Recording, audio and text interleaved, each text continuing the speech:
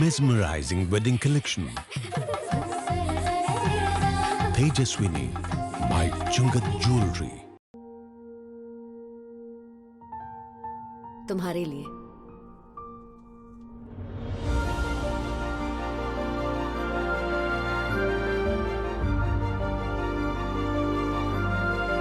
Make every moment a beautiful celebration with Joya Lucas.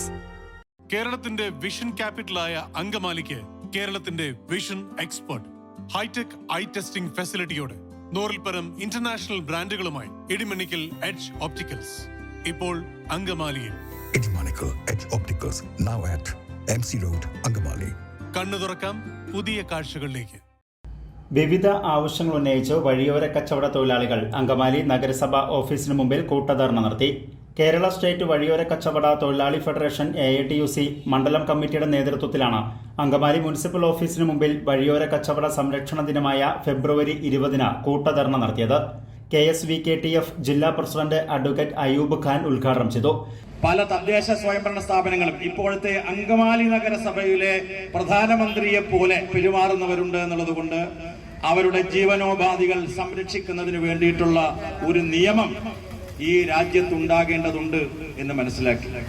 അങ്ങനെയാണ് 2014 ഫെബ്രുവരി മാസം 20-ാം തീയതി നടപ്പിൽ വന്ന ഇന്ത്യയിലെ street vendors protection of livelihood എന്ന ആക്ട് എന്ന നിയമം വരികയാണ്.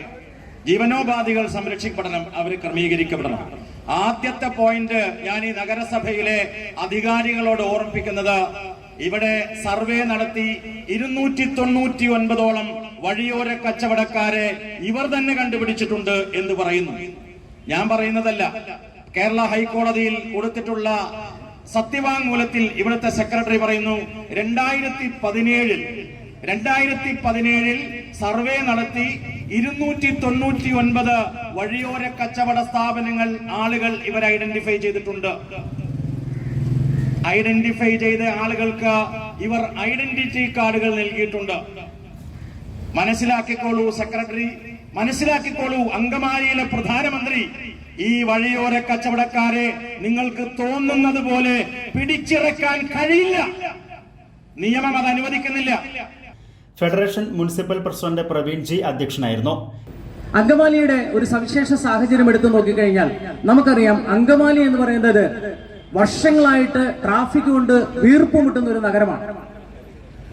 അതിനെ ട്രാഫിക് കുറയ്ക്കുവാൻ വേണ്ടിയിട്ടുള്ള അടിസ്ഥാന സൗകര്യങ്ങൾ എന്താണെന്ന് വെച്ച് കഴിഞ്ഞാൽ അതാണ് മുനിസിപ്പാലിറ്റിയുടെ ഭാഗത്തു നിന്നിട്ടും അല്ലെങ്കിൽ മറ്റ് അധികാരികളുടെ ഭാഗത്തു നിന്നിട്ടും ഉണ്ടാവേണ്ടത്. 10 വർഷങ്ങൾക്ക് മുമ്പ് പാർലമെന്റ് പാസാക്കിയ വഴിയോര കച്ചവട സംരക്ഷണ നിയമം ഉടനടി നടപ്പാക്കുക, മുനിസിപ്പാലിറ്റിയുടെ പ്രതികാര നടപടികൾ അവസാനിപ്പിക്കുക തുടങ്ങിയ ആവശ്യങ്ങൾ ഉന്നയിച്ചായിരുന്നു ധർണ നടത്തിയത്.